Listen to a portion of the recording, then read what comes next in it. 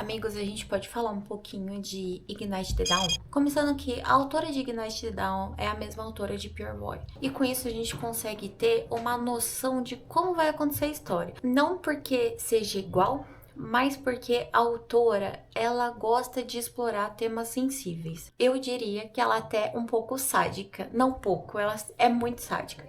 Ela escreve e desenha cenas explícitas com frequência. Isso às vezes me faz questionar sobre ela em si, mas ao mesmo tempo eu me pergunto o que a gente pode tirar da obra para trabalhar aqui na vida real. A gente vê que ambos personagens são muito quebrados e são muito instáveis.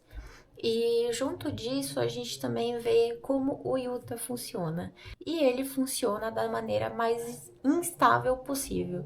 Mesmo que o Senkan dê o que ele quer, o Yuta, ele contradiz tudo. Tudo que o Senhan traz, ele contradiz. Ele não consegue manter um período calmo na vida dele. E mesmo quando esse período calmo acontece, não é uma coisa que ele consegue prezar e manter por muito tempo. Parece autossabotar a relação e se autossabotar, mas eu não acho que ele faça de propósito. Esse foi o jeito que ele foi ensinado a viver e foi o jeito que ele sobreviveu até agora.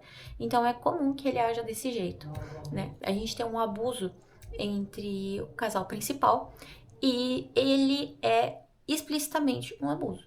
Porque o próprio personagem diz isso. Quando a gente vai falar sobre esse abuso, não tem como demonizar um personagem só por causa disso. É um ato horrível, tá? Não estou tirando o peso do ato, mas a gente analisa o contexto do personagem, né? Aqui não estamos falando de jurisdição, a gente está analisando o contexto e vendo de uma forma mais psicológica. O Senkhan, ele estava sob muita pressão, cedeu a isso e dá pra ver que logo depois que ele tem esse pico e ele faz esse ato, ele se arrepende. Poderia até dizer que ele age por pena, talvez, ou por dó, depois que ele acaba fazendo ele sofrer isso. O Yuta, no caso, sofrer isso. Eles funcionam de um jeito muito individual, cada um, sabe? O Seokhan, ele acha que ele se conhece por completo, e só que ele entra em negação o tempo todo. Ele não consegue admitir que ele gosta do Yuta, ele não admite que ele gosta de homem. Ele, quando ele vai falar com a mulher, que eu imagino que seja psicóloga, ele não consegue formular frases tipo assumindo os sentimentos dele. Ele sempre esconde isso. Ele foi ele construiu a sua personalidade em volta de frieza, né? E a vida não funciona assim, nós somos humanos, então a gente sente as coisas, é normal. Enquanto isso, o Yuta, ele contradiz tudo que ele sente. Então, quando ele tá beijando seu Han e ele demonstra estar gostando, na mente dele ele fala, nossa, ele é nojento e não sei o que, é como se ele estivesse tentando reforçar o fato para e reforçar esse aspecto justamente para não cair na tentação do sentimento, né?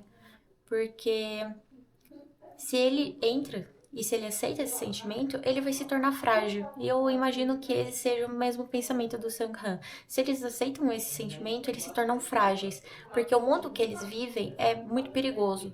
Então, quanto mais pontos fracos você tem expostos, pior vai ser. Mas o que acontece é que isso acaba modelando a personalidade de quem vive ali. E se você não se cuida, você acaba fazendo daquilo quem você é, quando na verdade é só mais um aspecto do seu trabalho, é uma persona que você usa naquele momento, naquele contexto.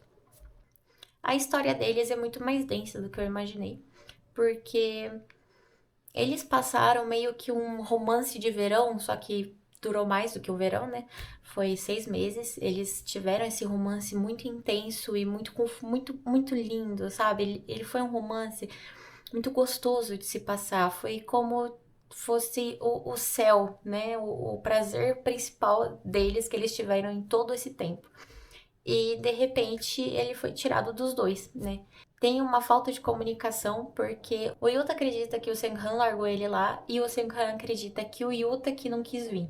mas tem uma pessoa envolvida no meio que faz com que haja esse ruído de comunicação. A situação de ambos é muito complicada porque tem principalmente do Yuta. O Yuta tem muito rancor guardado e ele não consegue expressar esse rancor.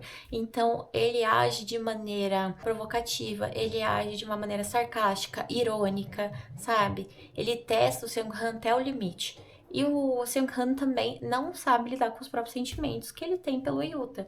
Ele tenta. Quando ele tenta aceitar esses sentimentos, o Yuta entra nesse lado sarcástico e irônico dele. Então as coisas nunca conseguem encaixar de um jeito que os dois consigam respirar e falar assim, calma, sabe?